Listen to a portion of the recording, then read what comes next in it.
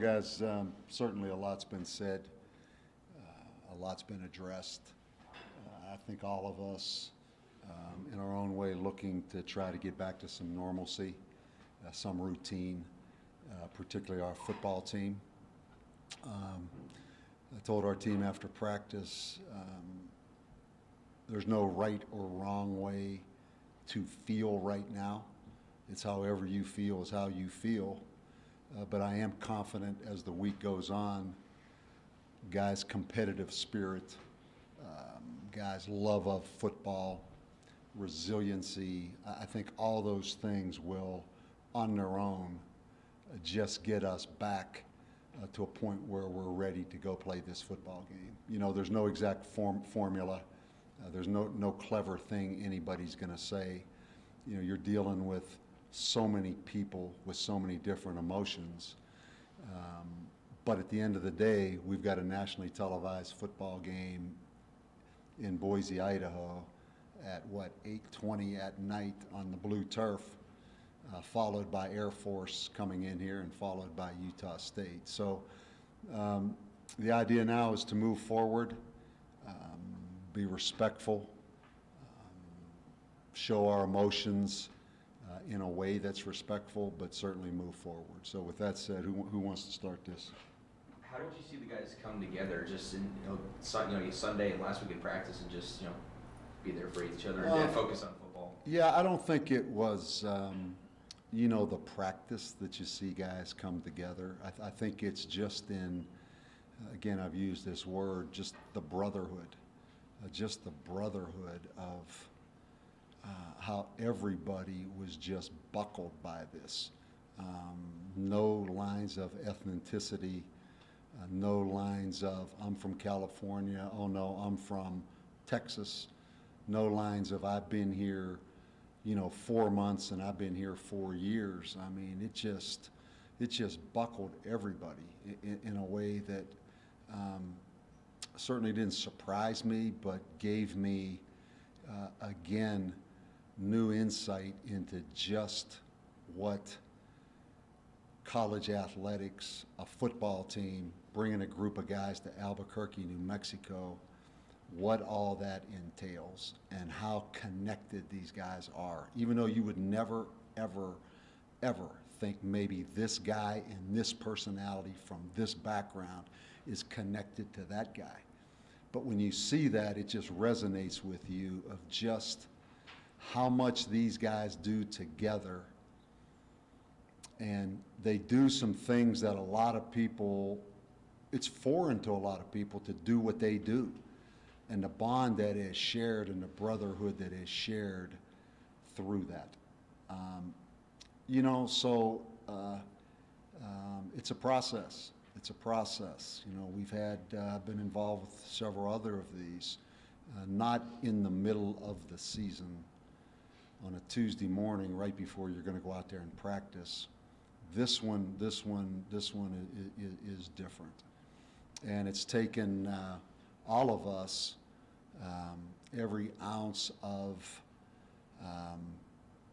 whatever that is to get this football team ready to play. But with that said, I'm confident that this football team will be ready to play Saturday night. Coach, you talked about taking every ounce to get the team ready to play. How helpful was it to push the game back and to just focus on the situation? Had to. I mean, it was no chance. No chance. I knew immediately. I knew immediately on Tuesday morning, within a minute, that there was no chance to play this football game last week. Absolutely no chance. Can that kind of emotion resurrect that positive, give it your all attitude to go and fight harder? I don't know. I don't think that you really, I don't think that's up to anyone to try to script that or use that as some motivating tool. That's pretty hollow to try to do that, and I think very dangerous to try to do that. That's why I go back to just each guy be himself. We don't need to try to create any kind of motivation or any kind of togetherness talk. I think all that would be very hollow to try to formulate some plan for this. I think the plan just comes from, again, kind of the drip, drip, drip of how you just handle things in a very consistent way. I don't know. I don't know. I think I think we'll find out how this goes. This is not easy. This is not easy. Coach, watching that Wyoming game last Saturday in overtime, I saw some good things what Wyoming did. Did you pick up on stuff on that tape that you could apply to Boise State, what they did last Saturday night? Well, I think last Saturday night, and I really started off Sunday's meeting with this, was, you know, if you need any confirmation as a team, just getting back to football right now, if you get back to, if you need any kind of confirmation in that we can go win this football game, look at Saturday night. You know, I use the example of a Nevada team that we played our last game, and they go to a 7-1 San Diego State and beat San Diego State. Now, Nevada beat us, but I don't think Nevada was that much better than us. Then I used the example of Wyoming, who we played in Laramie several weeks ago. They beat us.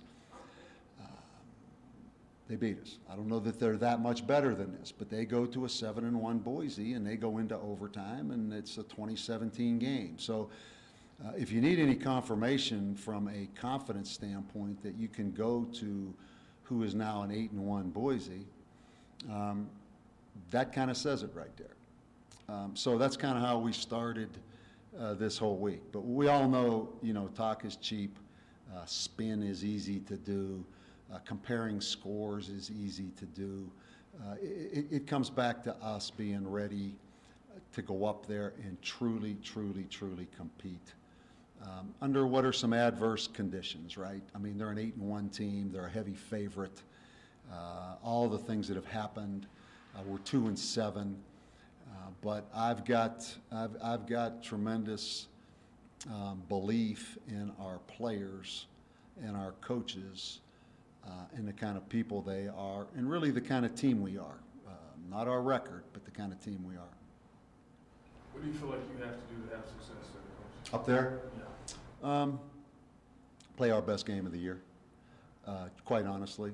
We need to score more points based on the productivity that we have gotten as far as yards, some good schematic things. We've not been able to generate that into points. You know, it sounds so elementary, but we have to score. You know, we have to get some big explosives. You go back to Nevada, you know, if you think about that game, Robert and I actually redid the TV show yesterday again from the Nevada game. There's so many good things. Just take the first half. There's so many good things, but you go in and there's 7 points. There's so many good things in the second half, but you leave Reno with 10 points. That's not going to get it done. You know, so we need to generate some points with some kind of explosives. We need to intercept the ball. We need to create a turnover. We're not going to win this game if we don't force some turnovers. And then we need to play together as a team and in no way let what our record is or some of the things that have happened here, obviously, over the last week, divide our team or cause lack of focus. You know, we got to come together and be completely together on one mission up there. Bob, individually speaking, you yourself, Coach, you've been around football a long time. Have you ever experienced a season like this where, you know, from the season opener, what you went through and the quarterback suspension and now this week? Yeah, I would definitely put that quarterback suspension way at the bottom of the list of things that have happened, Steve. But I understand the question, and I never have been around a season like this. Coach, another quirky question. Go ahead, man. I need one of those right now. What's it like playing and coaching on a blue field? It depends whether you win or lose. It's been one of the best experiences I've ever had in coaching, and it's been one of the worst experiences up there. No, it seems a little dark, you know. I've kind of noticed that around the Mountain West Conference, actually, at San Jose at night, at Nevada at night, and even Boise, it just seems a little dark. It just does. And I don't know if the blue turf adds into it a little bit. I think it's more of watching the game on tape. A lot of times those dark jerseys blend in with that turf more than they do on a green field. So I think a little bit of any kind of adaptation to play in Boise comes with really just the film study, watching them at home on that turf. When they wear the orange uniforms, it's a little brighter and it sticks out more and there's more of a contrast. But when they wear those black jerseys or those dark blue jerseys and pants, they blend in with that turf, in all honesty. And it's a little bit different just from a sight line, less contrast. You know, I notice now Eastern Michigan has a gray field. I notice Eastern Washington has a red field. Boise, hands down with the blue turf, wins that. No disrespect to Eastern Michigan or Eastern Washington, but I got really a hard time on gray turf watching that and red turf. Well, have fun, Boise's wearing blue for this week. Are they? Yeah, they're all blue. Anything else? Just, you know, Coach, the numbers are what they are, but just as the season's gone along, what stood out to you on both sides, offense and defense, with the play in the red zone? A couple things with us. You know, we're last in the league in passing efficiency, and we're first in the league of number of turnovers on offense.